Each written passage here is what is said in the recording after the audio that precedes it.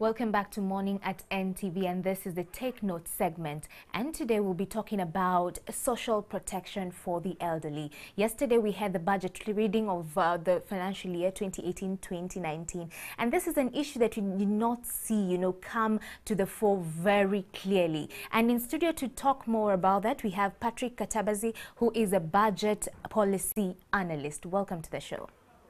Good morning, and the pleasure is mine. Thank you so much. There's this project that was rolled out by the government. It actually started as a pilot in 2013-2014, and in 2015 it was actually, set out as a major project. And this is the SAGE project, which we know as the Social Assistance Grants for the Empowerment of the Elderly. And so when it started off, it started on a good gear, and actually government partnered with two agents, so to speak. And when it was rolled out, it started off smoothly, started off in 20 districts. But right now we're seeing the government getting into arrears and not planning adequately for this. Why are we saying this? Is it lack of political will? Yes. The program started about 2011. Yes. And after a very successful pilot phase, Government of Uganda entered into a memorandum of understanding with government partners, the FID and Irish Aid, yes, to do a phased national rollout, which currently is covering about 47 districts of Uganda.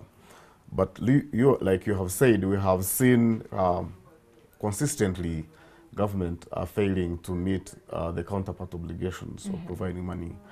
And in my view, the issue has largely been about challenges in budgeting, which has led to, in more cases, providing money in the budget that is less than the agreed counterpart funding. So, but also there's another angle of release, and it seems to me that quite often government of Uganda has some challenges with money available to be released for different activities altogether.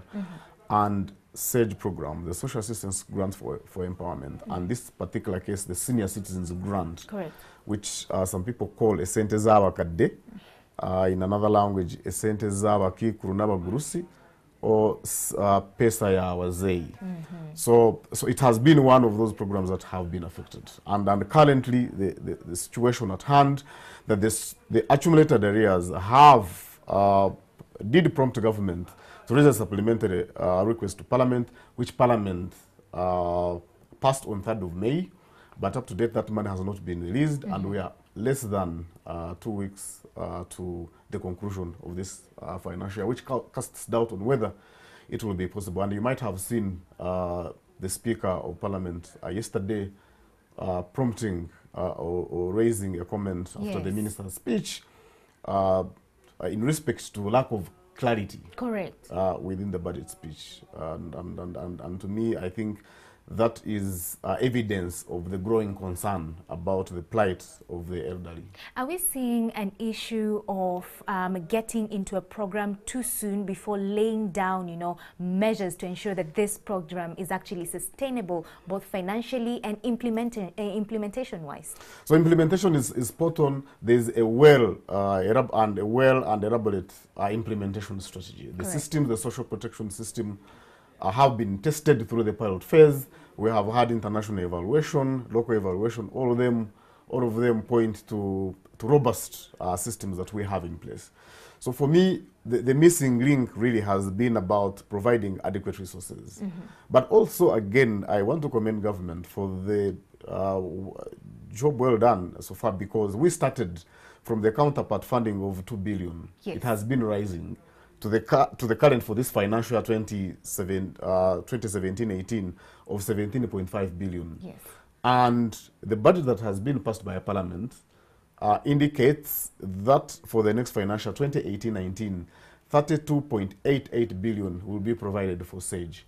But this question of arrears is the one, in my view, that is very bothering, because ultimately, if the supplementary budget that was passed of 15.38 billion, if it is not released, then you have older persons who have been waiting to receive this money, most of whom are in arrears of 6 months. And this program works, in my view, it's a pension generally. Yes. So which ordinarily would be running as a recurrent expenditure of government. So for where if a month falls your money should be readily available on your account and ready for collection. And that's one area that the government of Uganda needs to strengthen so that we don't treat our older persons. The initial, when the program actually was rolled out, the initial commitment was for the government to actually provide financing, counterpart financing until 2019, the financial year 2019-2020, so to speak. And what then informed that particular, time frame of support financially?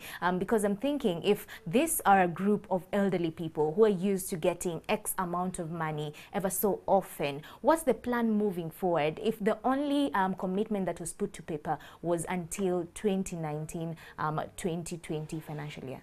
No, you see, government is coming from a situation where there are limited resources. Correct.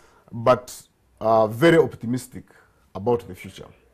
And in this case, the initial agreement was to cover for 5 years up to financial year 2019-20. Yes. But with the possibility of extending. Mm-hmm. And indeed, in April this year, when the Minister of Gender, Labour and Social Development appeared before Parliament, she laid on the table a plan for national rollout. This has already been discussed at cabinet level and approved. So for me, the initial plan of covering 55 districts in a 5-year period really was trying to say this is what we can afford in the meantime, but as and when resources become available, we'll go national. But there have also been discussions about the issue of age. Yes. How do we deal with the vulnerable of the vulnerable, so that at the end of the day, the program covers everyone. And if cabinet proceeds in this direction, and there are resources that are allocated for this program, I have no doubt that in each and every district of this country, the older persons are going to be covered. But we're already struggling. We are already having arrears. But the issue that needs to be fixed right now, Minister of Finance, between now and 22nd yes. Of this month, need to raise 15.38 billion so that arrears can be covered. If this cannot happen, then, in my view, the program almost will collapse. Correct, because I'm thinking then the major focus should be on clearing first the arrears that are there before they commit moving forward. Because right now, as we were looking at the program, many of the senior citizens are in an anxiety phase. They were used to this, kind of money coming through, and now they are really not sure if this program will collapse or not. Yes, they of course, and those watching, they cannot be sure, because, if you are consistently getting reports, if you're working for someone, yes, and every other month that falls due, your employer tells you that money is not there, then you accumulate arrears, then you start casting doubts on the capability of the employer to provide for you the salary. So the same applies for this kind of intervention. And just the Office of the Prime Minister did organize a field tour for members of Parliament and for ministers to Chiboga. And these are some of the messages that were coming through. You have spent 6 months without receiving this money. You have hedged your hopes on this money. And what kind of people are we talking about? We're talking about very old persons. Correct. People who are vulnerable. People, most of whom do not have any means of survival. And some of them, they had got more or less like a shot in the back, and we're very excited. Their prospects had brightened about this intervention. And it's so sad that they have to wait and rely on promises. And the promise again at that time was that, we passed a supplementary and money anytime was going to come. So if the financial year is closing in less than 2 weeks from today, what are the chances that this money will come anyway?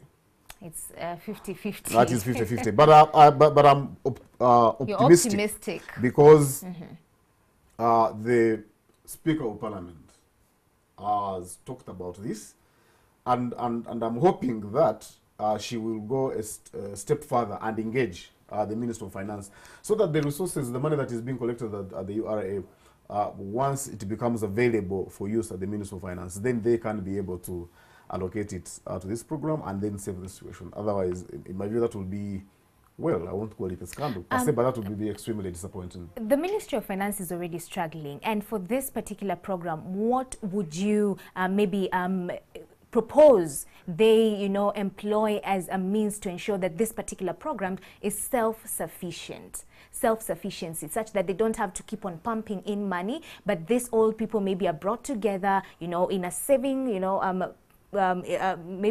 saving program, or for them to be told on how to invest it better and grow their monies and stuff like that. How can we make this program self-sufficient?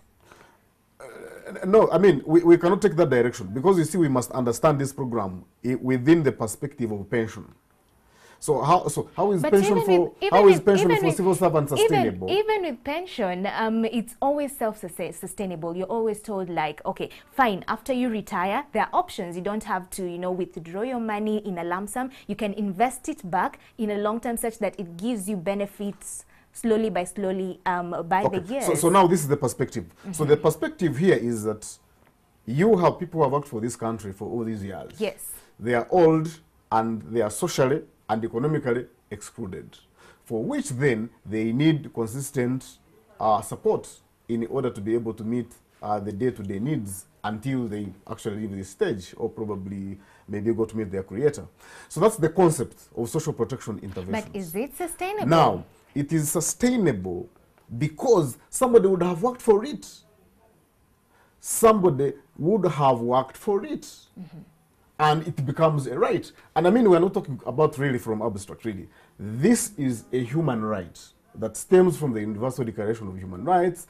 That is well elaborated in the Covenant on Economic, Social, and Political Rights. And that member states, including Uganda, are mandated to provide for people who are socially, economically excluded. So, for me, the sustainability lies in government of Uganda's ability to mobilize resources, plan, and ensure that systems are in place to effectively deliver this money to them. So otherwise, now, if you are to say that we are providing money in agriculture, we are providing health, and to that people should just tag along, I mean, there will be someone, even if you actually did that, there will be somebody who will still not be able to participate in this program. But also remember now, the trickle-down effect of this money is immense. It is known as a fact. Without a doubt, yes. In Uganda, that the older persons of this country stay with about 6 million children. So we're not talking about older persons per se. We're talking about a generation. So if you have an older person who is capable, who is looking after some of these children, you're also securing their future, because they will go to school. There's universal primary education, yes. But if you don't have a uniform, if you cannot wash, then certainly you cannot participate. So for me, whereas this is little money that people have talked about, some of them who don't understand some of these things quite well have criticized. But in my view, these are interventions that are designed in that form. So to say that people then save, then, I mean, that will be a different debate altogether.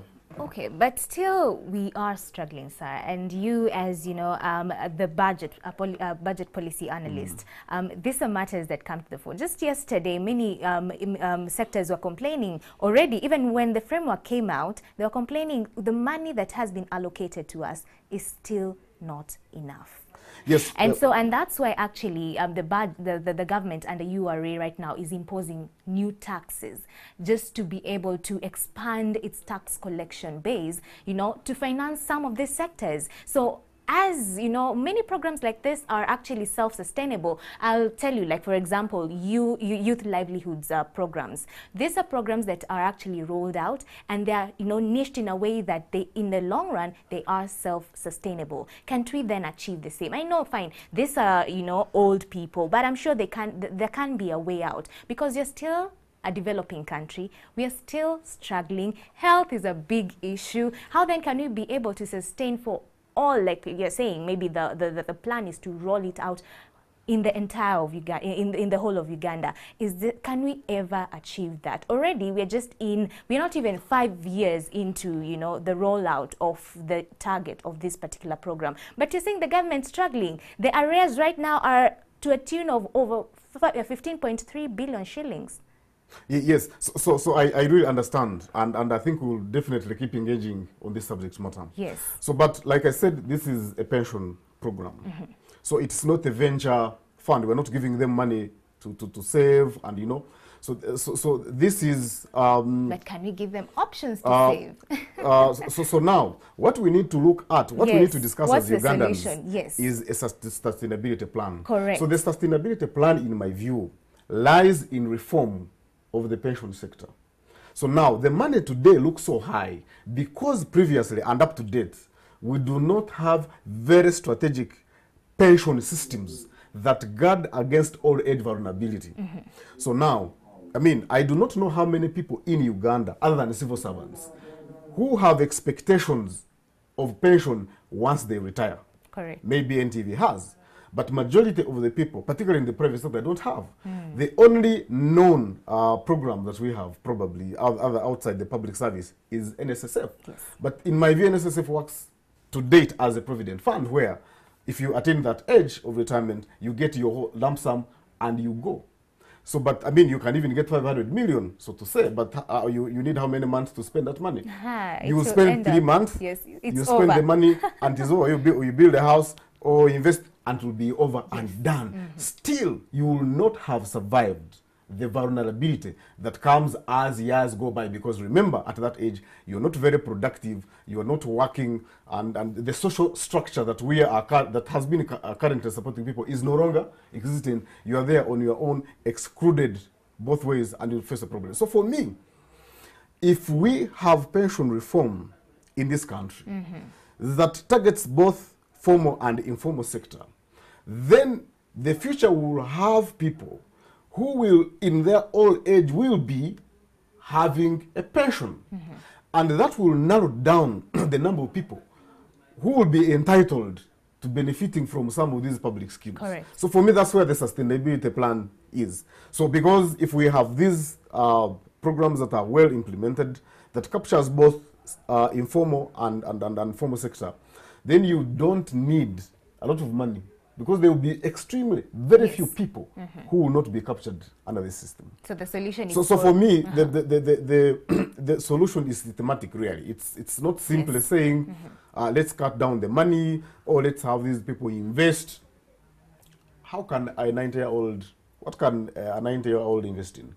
Other than probably hiring someone to do gardening around, I will tell buying you an example. food. I will give you an example. There's a group of old people in a particular East African country that I read the story about. They were getting such monies, and what they did, because they don't have, you know, the power to go out there and work and invest, what they were doing, they were getting they actually identified another young group of people who wanted to get into investment, financed them, actually put in the money in them, and then whatever returns come out of that business, they had an agreement whereby there's a percentage that goes to them. So in that way, they know it's sustainable, and they will be getting their money over and over again over the years without having to work. Yes, and that's true. But also the question of how much money we're talking about is very critical. Here we are talking about very very small amounts of money, 25,000 per month that goes to each and every older person. So that has to come. And it is very important for Ugandans to know that we, in Uganda, started this program. Kenya came here, learned lessons. They have done universal rollout. And as I speak, as per the report that came out last week, they have enrolled 500,000 older persons. Here we are at 158 older persons who, in fact, are now in a quagmire, in the sense that they are missing their payments for quite some months now. So Rwanda is coming on, Malawi is coming on, and other countries are coming on. Some of these programs have been tested over the years. In 1958, Mauritius started this program. As we come to a close. Yes, and some people at IMF at that time criticized this. They thought, I mean, this was going to collapse. But it is one of those reasons why Mauritius is what it is today.